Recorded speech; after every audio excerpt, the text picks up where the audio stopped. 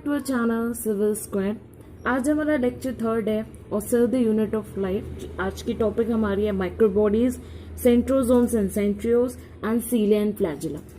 आज से हम लोग आज के लेक्चर से हम लोग एनसीईआरटी की लाइन को ही समझेंगे मेनली। न्यूक्लियस एंड क्रोमोसोम के नोट्स मैंने दिए थे आपको। आज माइक्रोबॉडीज और सेंट्रोसोम्स एंड सेंट्रियोल्स के मैंने बनाए, बाकी सीलिया एंड फ्लैजिला जो एनसीईआरटी में वही इम्पॉर्टेंट है। एक्चुअली जो एनसीईआरटी में वही इंपॉर्टेंट है। माइक्रोबॉडीज के बारे में बहुत कम दिया था, इसलिए मैंने उसके नोट्स बना लिए। And centrosomes and centrioles as it is वो हम लोगों ने सेल डिविजन्स में पढ़ा ही था। उससे पहले जो लास्ट लेक्चर में क्वेश्चंस दिए गए थे लास्ट में, उसको हम लोग डिस्कस कर लेते हैं। पहला क्वेश्चन आता है कि true chromosomes are absent in prokaryote due to absence of nucleus, nucleolus, histone या ऑल। इसका आंसर था हिस्टोन। प्रोकैरियोट्स में हिस्टोन्स नहीं होते हैं। Next, the total heredity material which occur outside the chromosome is called as. अब इसमें है cistron, plasmon, muton, intron. Cistron तो वो होता है कोडिंग सीक्वेंस जो डीएनए में होता है। प्लाज्मॉन जो साइटोप्लाज्मिक कंटेंट होता है और एक्स्ट्रा न्यूक्लियर सब्सटेंस होता है उसको एग्रीगेट, उसको साथ में हम लोग प्लाज्मॉन कहते हैं। म्यूटॉन जो म्यूटेशन में हेल्प करता है। इंट्रॉन जो स्प्लाइसिंग के टाइम में, एक होता है इंट्रॉन और एक होता है एक्सॉन। एक्सॉन कोडिंग करता है, इंट्रॉन कोडिंग नहीं करता है, इसको हटाना पड़ता है, फिर एक्सॉन को ज्वाइन करना पड़ता है। तो अब पूछ रहा है the total heredity material which occur outside the chromosome is called. Plasmon ही हुआ क्योंकि वही क्रोमोसोम का है, न्यूक्लियस के अंदर। न्यूक्लियस के बाहर क्या है, साइटोप्लाज्म, एक्स्ट्रा न्यूक्लियर सब्सटेंस, वो प्लाज्मॉन हो गया। तो इसका आंसर होगा प्लाज्मॉन। नेक्स्ट आता है which chromosome does not provide attachment site for spindle fibres. Spindle fibres की अटैचमेंट साइट वैसे तो किनाइटोकोर किस क्रोमोसोम में वो नहीं है। एक्रोसेंट्रिक तो ये हो गया कि छोटा सा ऊपर में, मेटासेंट्रिक तो बीच में है, इसमें भी होगा। सब मेटासेंट्रिक थोड़ा सा बीच में से ऊपर, इसमें भी। एसेंट्रिक इसमें नहीं होगा, तो इसका आंसर है एसेंट्रिक। इसमें ही सेंट्रोमियर नहीं होता है, राइट। सेंट्रोसोम्स तो होता है ना सेल डिविजन्स में आता है, जिससे एस्ट्रोरेज का फॉर्मेशन होता है। Next, part of chromosome after secondary construction is called. ये उसी दिन समझाया था कि जैसे कि एक क्रोमोसोम है और उसके ऊपर ये सेकेंडरी कंस्ट्रक्शन, उसके ऊपर ये गोला शेप आता है, उसको हम क्या कहते हैं, सैटेलाइट। तो part of chromosome after secondary construction is called satellite. इसका आंसर होगा C. Next, which of the following occur more than 1 and less than 5? Chromatid, chromomere, centromere, telomere. इसका आंसर होगा टीलोमियर। इसमें क्रोमैटिड वो होता है जो डम्बल लाइक स्ट्रक्चर होता है, सिलेंड्रिकल लाइक स्ट्रक्चर, और सिस्टर क्रोमैटिड आता है। Chromomere is a part of a DNA, मतलब डीएनए कॉइल होता है तो कहीं कहीं ज्यादा कंडेंस हो जाता है तो उसको क्रोमोमियर कहते हैं। एंड सेंट्रोमियर जिससे क्रोमैटिड अटैच्ड होता है। और टीलोमियर तो मैंने बताया था ना, polar ends of the chromosome. तो इसका आंसर होगा telomere which occur less than 1 and more than 5। तो now let's start a lecture of the day. Microbodies. ये microbodies NCERT, microbodies last NCERT page में 2 लाइन दी है, वो मैंने लिखी है, उसको मैंने ब्रीफली लिखी है। The cells of protozoa, fungi, plants, liver and kidney cells. वहां पे लिखा है some cells. Let's see the NCERT. वहां पे लिखा है many membrane bound minute vesicles called microbodies that contains various enzymes are present in both plants and animal cell. Many membrane bound vesicles, तो वो जैसे कि प्रोटोजोन्स हो गए, फंजाई हो गए, प्लांट्स हो गए, लिवर सेल्स हो गए, किडनी सेल्स हो गए। इसमें क्या होते हैं, मेम्ब्रेन बाउंडेड स्पेरिकल। तो याद रखना माइक्रोबॉडीज क्या होती है, मेम्ब्रेन बाउंडेड स्पेरिकल्स, जिनकी साइज होती है 0.3 to 1.5 micro diameter. 0.3 to 1.5 micro diameter उनकी साइज होती है, which is filled with enzyme, और इनके अंदर एंजाइम्स होते हैं, उसको हम लोग कहते हैं माइक्रोबॉडीज। ये प्लांट्स और एनिमल्स में दोनों में फाउंड होता है। कि कौन से माइक्रोबॉडीज प्लांट्स में फाउंड होते हैं, कौन से एनिमल्स में, उसको देखेंगे। माइक्रोबॉडीज 3 तरह के होते हैं, स्पेरियोजोम्स, परऑक्सीजोम्स को हम लोग यूरिकोजोम्स भी कहते हैं, एंड ग्लायोक्सीजोम्स। स्पेरियोजोम्स होता है जिससे प्लांट्स में फाउंड होता है, which is found only in plants. वही परऑक्सीजोम्स और यूरिकोजोम्स एनिमल्स और प्लांट्स दोनों में फाउंड होते हैं। एनिमल्स और प्लांट्स दोनों में मिलता है परऑक्सीजोम। और ग्लाइऑक्सिसोम्स भी सिर्फ एनिमल्स में फाउंड, प्लांट्स में फाउंड होता है, sorry, only in plants like fatty seeds, only in plants like fatty seeds. Next we will see spherosome क्या स्पेशलिटी. स्पेरियोजोम प्लांट सेल्स में फाउंड होता है. ये लिपिड के स्टोरेज में हेल्प करता है, lipid storage and synthesis. Endoplasmic reticulum में एक रफ एंडोप्लाज्मिक रेटिकुलम होता है, एक स्मूथ एंडोप्लाज्मिक रेटिकुलम होता है, जिसको हम लोग SER भी कहते हैं. ये स्मूथ एंडोप्लाज्मिक रेटिकुलम लिपिड का फॉर्मेशन करता है, लिपिड का सिंथेसाइज और स्टोर करता है. इसीलिए हम लोग कहते हैं कि ये प्रोड्यूस होता है फ्रॉम SER. क्या होता है, ये प्रोड्यूस होता है फ्रॉम SER. इसको हम लोग प्लांट लाइजोसोम्स भी कहते हैं, क्योंकि इसमें भी हाइड्रोलिटिक एंजाइम्स, एनिमल लाइजोसोम्स क्या है, स्टार्टिंग में एनिमल लाइजोसोम्स होते हैं, उसमें भी हाइड्रोलिटिक एंजाइम्स होते हैं, राइट. हाइड्रोलिटिक एंजाइम्स का स्टोरेज होता है, उसको लाइजोसोम्स कहते हैं. इसको हम लोग प्लांट लाइजोसोम्स कहते हैं, क्योंकि ये भी हाइड्रोलिटिक एंजाइम को स्टोर करता है अपने अंदर. ये मेनली ऑयल सीड्स में फाउंड होता है स्पेरियोसोम्स. पेरोक्सिसोम्स एनिमल्स और प्लांट्स दोनों में मिलता है. फोटो रेस्पिरेशन में हेल्प करता है. It also helps in beta oxidation and peroxide metabolism. Photo respiration food जिससे बनता है. Peroxide metabolism and beta oxidation ये प्लांट फिजियो वाले चैप्टर में, जिसको आप डिटेल में पढ़ेंगे. अभी याद करने के लिए आप इसको as it is by name पढ़ सकते हैं. नेक्स्ट ग्लाइऑक्सिसोम सिर्फ प्लांट सेल्स में फाउंड होता है, वो भी फैटी सीड्स में. ये हाईली स्पेशलाइज परऑक्सिसोम में भी जो हाईली स्पेशलाइज्ड होता है वो होता है ग्लाइऑक्सिसोम्स. एनिमल्स के पास ये इसलिए नहीं होता है क्योंकि एनिमल्स के पास ग्लाइऑक्सिलेट एंजाइम नहीं प्रेजेंट होता है. तो जब ये एंजाइम ही नहीं है तो ये माइक्रो बॉडीज होके फायदा ही क्या. तो this is all about micro bodies. इसमें 3 लाइन भी दी थी, मैंने 4 लाइन में उसको समझाया है. बस ये एक्स्ट्रा पॉइंट है. स्पेरियोसोम, परऑक्सिसोम, ग्लाइऑक्सिसोम्स नीट पॉइंट ऑफ व्यू से आ जाता है कभी कभार क्वेश्चन. नेक्स्ट टॉपिक हमारी है centrosomes and centrioles. Centrosomes and centrioles में सेंट्रोसोम्स और सेंट्रियोल्स को मैंने सेल डिवीजन में बताया था कि ये एच फेज के टाइम पे डबल होता है और इसमें एस्टरडेज फॉर्मेशन होता है. स्पिंडल फाइबर्स भी इससे निकलते हैं जो मेटाफेजिक प्लेट में जाके ज्वाइन करके इक्वेटोरियल प्लेट का फॉर्मेशन करते हैं और यही एनाफेज में सेपरेट होते हैं, राइट. ये सब चीज़ें थी जो सेंट्रियोल से रिलेटेड थी. अब हम लोग डिटेल में पढ़ेंगे कि सेंट्रियोल है क्या. Centriole is absent in almost all plant cells. ये भी हम लोगों ने लास्ट में देखा था जब हम लोग साइटोकाइनेसिस पढ़ रहे थे कि एक होता है एनास्टर, एक होता है एम्फीएस्टर, जिसमें सेंट्रियोल्स होते हैं, जिसमें एस्टरडेज होते हैं. एस्टरडेज होगा तभी जब सेंट्रियोल्स होगा. तो जिसमें एस्टरडेज का फॉर्मेशन होता है उसी में ही सेंट्रियोल होगा. और सेंट्रियोल प्रेजेंट का होता है सिर्फ एनिमल सेल्स में. प्लांट सेल्स में सेंट्रियोल्स नहीं होता, उसमें एस्टरडेज का फॉर्मेशन भी नहीं देखा था. So that is the point that centrosomes या centriole is absent in almost all plant cell. Almost क्यों, मतलब कि एक्सेप्शन आ रहा है. एक्सेप्शन है Chlamydomonas. Chlamydomonas is blue green algae, ठीक है, cup shape algae, sorry not is a blue green algae. Blue green algae अलग हो गया, ग्रीन एल्गी होता है, कप शेप होता है ना, ऐसे कप शेप. इसमें आपको सेंट्रियोल्स और सेंट्रोसोम्स मिलेगा. नेक्स्ट आता है जो 2 सेंट्रियोल्स होते हैं outside, located outside. Of course nucleus के बाहर ही हम लोग ने देखा था सेंट्रियोल. ये ऐसे न्यूक्लियस था, न्यूक्लियस के बाहर ही तो सेंट्रियोल था जहां से एस्टरडेज का फॉर्मेशन हुआ और प्रोफेज के बाद न्यूक्लियर डिसअपियर हो गए थे. ये आप cell division and cell cycle वाले चैप्टर्स वीडियो लेक्चर में जाके आप इसको डिटेल में समझ सकते हैं.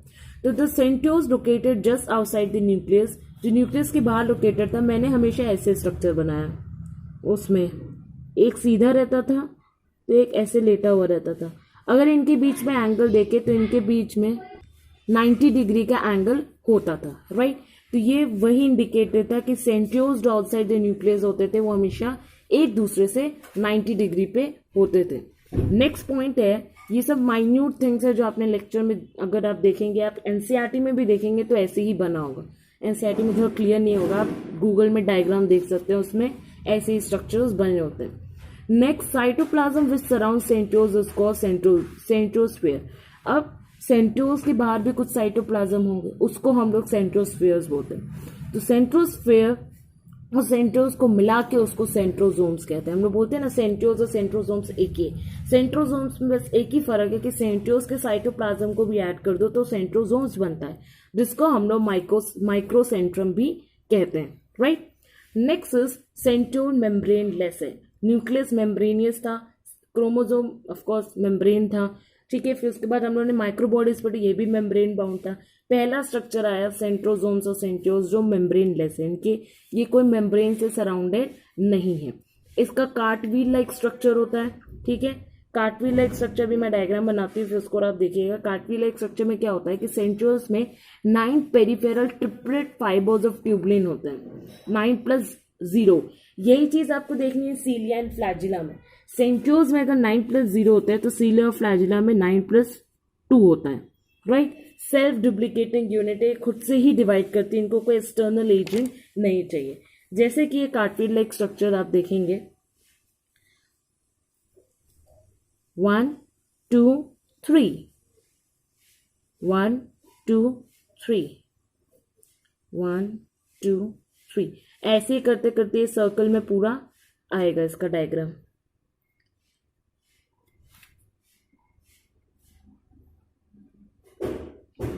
नाइन प्लस 0 मतलब 1 2 3 4 5, 4 और बनेंगे। थोड़ा सा ये इससे 90 डिग्री पे रहेगा।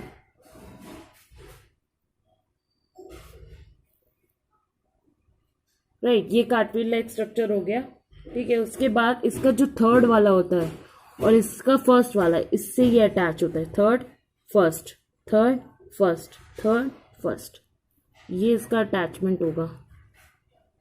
थोड़ा डायग्राम रफली बनाया लेकिन आप समझ जाइएगा। तो ये कार्टवील लाइक स्ट्रक्चर हमें देता है।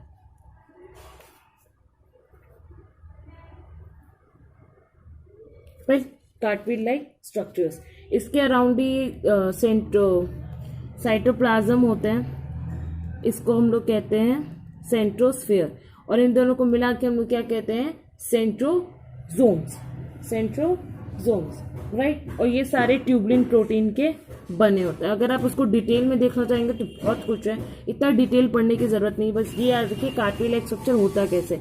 ये डायग्राम इसलिए बना है क्योंकि सीलिया एंड फ्लैजिला का भी डायग्राम थोड़ा इससे डिफरेंट होता है, लेकिन ये रेशियो की वजह से इसमें 9+0 मतलब बीच में कोई स्ट्रक्चर नहीं है, ये तो कनेक्शन है। और लेकिन वहां पे 9+2 बीच में भी 2 रिंग होगी ट्यूबलिन की, राइट। अब इसकी एनसीईआरटी हम लोग देखते हैं। एनसीईआरटी में इसमें क्या दिया है। एनसीईआरटी में इसमें दिया है कि सेंट्रोजोम्स एंड सेंट्रियोल्स, वही जो पॉइंट उसमें लगा था वही एनसीईआरटी में भी, एनसीईआरटी पढ़ेंगे। Is an organelle usually containing 2 cylindrical structure called centrioles. 2 cylindrical structure मतलब यही,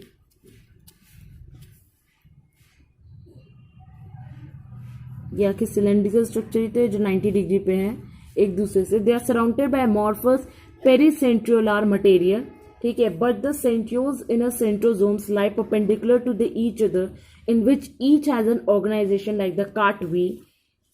They are made up of 9 evenly spaced peripheral fibers of tubulin protein. 9 evenly मतलब इक्वली स्पेस होते हैं। मैंने थोड़ा रफली बनाया तो इसमें स्पेस ज्यादा दिख रही है। इवेनली स्पेस होते हैं, ट्यूबलिन प्रोटीन से बने होते हैं। Next, each of the peripheral fibre is triplet. Peripheral fibres देखो 3 का जोड़ा है ना, तो इसको हम लोग क्या कहते हैं, triplet, right. The adjacent triplet are also linked, मतलब ये एडजेसेंट ट्रिपलेट जो होते हैं ये एक दूसरे से लिंक भी होते हैं। मतलब कि अगर इसको फर्स्ट मानेंगे और इसको सेकंड मानेंगे तो पहले का तीसरा और सेकंड का फर्स्ट एक दूसरे से लिंक्ड होता है। ये सेंटर से भी लिंक्ड होता है। The central part of the proximal region of the centriole is also proteinaceous and called the hub. इसको हम लोग हब कहते हैं, इसको हम लोग हब कहते हैं, ये भी प्रोटीनिशियस होता है। Next, which is connected with tubules of the peripheral triplet by the radial spokes, which is connected, see here, which is connected with tubules of the peripheral by the radial spokes। ये जो connection दिखाया है मैंने triplet से, इसको हम लोग क्या कहते हैं, रेडियल स्पोक्स। इसको हम लोग क्या कहते हैं, रेडियल स्पोक्स। एंड ये भी प्रोटीन का होता है। मतलब इन शॉर्ट ये पूरा कार्टवील स्ट्रक्चर प्रोटीनिशियस होता है। कोई ट्यूबलिन प्रोटीन से बना है, किसी में कोई मतलब डिफरेंट प्रोटीन्स होते हैं। ट्यूबलिन प्रोटीन्स मेनली जो पेरिफेरल वाले हैं, बीच वाले को उन्होंने हब कह दिया, प्रोटीनिशियस पार्ट। रेडियल स्पोक भी प्रोटीन का बना है। कौन सी प्रोटीन का बना है तो आप डिटेल में पढ़ सकते हैं, इतना वैसे जरूरत नहीं है, ना ही बोर्ड पॉइंट ऑफ व्यू से, सॉरी क्लास टेस्ट या half yearly point of view से, और ना ही नीट पॉइंट ऑफ व्यू से। Next is The centrioles form the basal body of cilia and flagella and spindle fibers that give rise to spindle apparatus during cell division in animal cells. तो basal body मतलब होता है ना, कभी भी बोलता है किसी टॉपिक को आपको क्लियर करना है तो आपका बेस होना चाहिए. वैसे सीलिया और फ्लैजिला का ओरिजिन भी इससे होता है. ये उसके लिए बेस की तरह काम करता है. कौन? Centrosomes and centrioles. They work as the base for cilia and flagella. Spindle fibres जो हम लोगों ने सेल डिवीजन और सेल साइकिल में बनाया था, वो उसका भी बेसल बॉडी कौन होता है? Centrosomes and centrioles. और स्पिंडल फाइबर्स बनाते हैं इन एनिमल सेल्स ड्यूरिंग, मतलब जो स्पिंडल अपैरेटस बनता है during cell division in animal cells, उसकी बेसल बॉडी होती है centrosomes and centrioles. Correct. Next we will see cilia and flagella from NCERT only. ठीक है, सीलिया एंड फ्लैजिला. सीलिया, इसको हम लोग सीलियम कहते हैं, एंड फ्लैजिला जिसको हम लोग फ्लैजिलम कहते हैं. मेनली एनसीईआरटी ही इंपॉर्टेंट होती है, तो हमने एनसीईआरटी पे ही फोकस करेंगे. सीलिया फ्लैजिला से छोटा होता है. सीलिया मतलब जो स्मॉल स्ट्रक्चर्स होते हैं, फ्लैजिला जो लॉन्ग स्ट्रक्चर होते हैं. इनका मूवमेंट जो होता है वो कोऑर्डिनेट मूवमेंट होता है. कैसा मूवमेंट होता है? They have a coordinate movement. और इसका नॉन कोऑर्डिनेट मूवमेंट होता है. Right. Cilia and flagella are hair like outgrowth of the cell membrane. दोनों ही सेल मेम्ब्रेन के हेयर लाइक आउटग्रोथ्स होते हैं. Right. Cilia are small structures which work like oars. सीलिया जो होते हैं स्मॉल स्ट्रक्चर्स होते हैं which work like oars. Work like oars. Oars जैसे कि जब आप बोट चलाते हैं तो बोट को आगे पुश करने के लिए एक ऐसे शाफ्ट लाइक स्ट्रक्चर होता है ना, उसकी वर्क लाइक ओर्स उसी की तरह काम करता है. ये मूवमेंट कराता है, ये अपने आप को पीछे पुश करता है, तो अपने आप को पीछे पुश करता है तो सेल अपने आप को आगे पुश करती है. तो that is work like oars, causing the movement of either the cell और द सराउंडिंग फ्लूइड. या तो सेल ही आगे मूव हो जाएगी या तो फ्लूइड पीछे जाते जाएगा. फ्लूइड जब पीछे जाते जाएगी तो भी तो सेल आगे मूव होगी. Next, flagella are comparatively longer and responsible for cell movement. एक चीज पॉइंट यहाँ नोटिस करो, ये या तो सेल का मूवमेंट कराएगी या सराउंडिंग फ्लूइड का, लेकिन फ्लैजिला सेल का ही मूवमेंट कराती है, कंपैरेटिवली लॉन्गर होती है सीलिया से. The prokaryotic bacteria also possess flagella, but these are structurally different from that of. तो यहाँ पे सिंपल सी पॉइंट ये है कि यूकैरियोटिक फ्लैजिला और प्रोकैरियोटिक फ्लैजिला स्ट्रक्चरली दोनों से डिफरेंट होते हैं. फंक्शनली सेम है, फंक्शनली सेल का मूवमेंट होगा और वो लंबे भी होते हैं सीलिया से, लेकिन स्ट्रक्चर वाइज देखेंगे तो प्रोकैरियोट और यूकैरियोटिक का डिफरेंट होता है फ्लैजिला.